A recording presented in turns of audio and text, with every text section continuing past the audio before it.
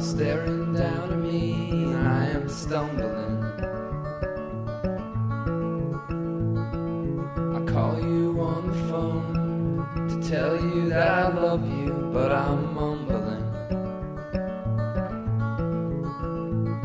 The clock inside my head comes ticking to a halt as I go tumbling. Hi guys, and welcome back to a new hands-on video by Mio Lessons.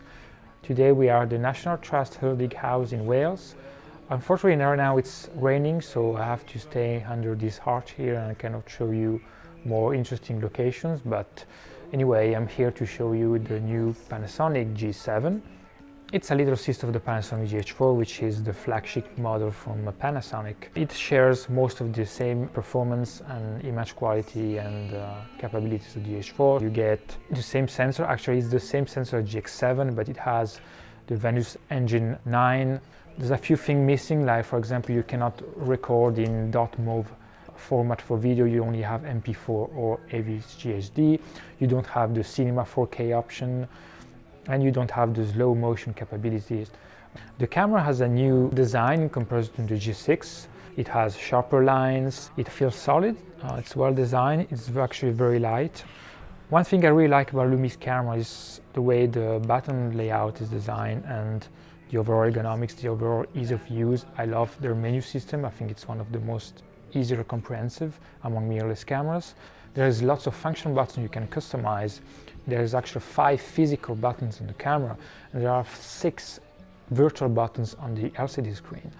The 2 dials are really nice to use as well. You can use the front one for the shutter speed and the rear one for aperture, or the contrary. Like most Panasonic cameras, you have very nice dials. The button layout is very similar to the GH4, the GH3.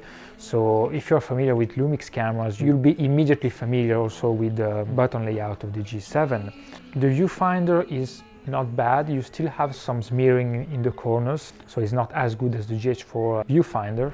The LCD screen on the other hand is really nice. It actually has a very good resolution. It has 1.44 million dots. The LCD is touchscreen, and like the GH4 and other Lumix camera, you get the same exact touch functions. You really have the choice of interacting with the touchscreen or interacting with the physical buttons.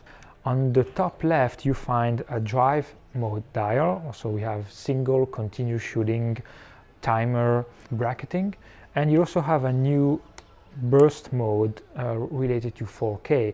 Now this burst mode is really interesting because basically it allows you to shoot in continuous mode, but instead of taking picture, the camera actually records a 4K video. You can choose between 3 different modes. The first one works by pressing and holding the shutter release button. The camera will keep recording until you stop pressing the button. The first one is called Burst S and S, and basically you press the shutter button once to start the recording and you press the shutter button again to stop the recording. And the third one will actually start to record before you press the shutter release button and will finish after you press it again. It's 1 second before and 1 second after.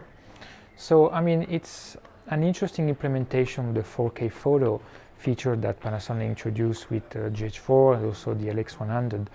So basically this new 4K burst mode works as the continuous shooting mode of your camera. You know, usually when you want to shoot some action, you set the camera to multiple frames per second, and in this case the G7 can shoot to 8 frames per second. With 4K you basically shoot at 30 frames per second.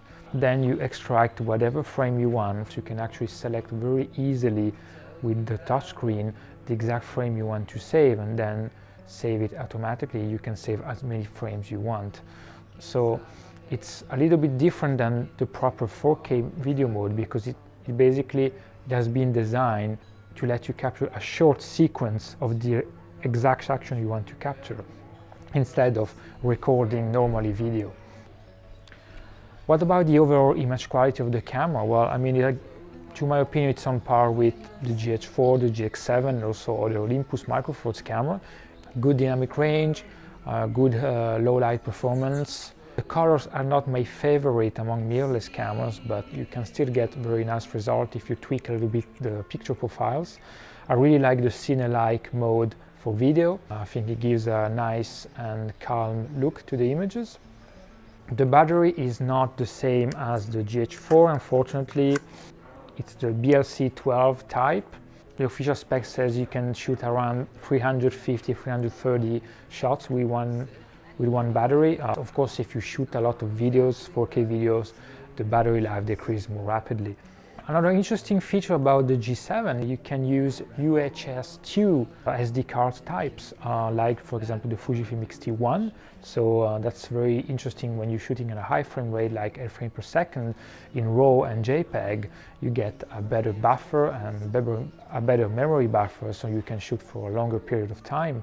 So thank you for watching this quick hands-on video about the G7. If you have any question, as usual, don't hesitate to leave a comment on this very YouTube video, or also to check out our hands-on review on mirrorlessons.com and ask some questions there as well.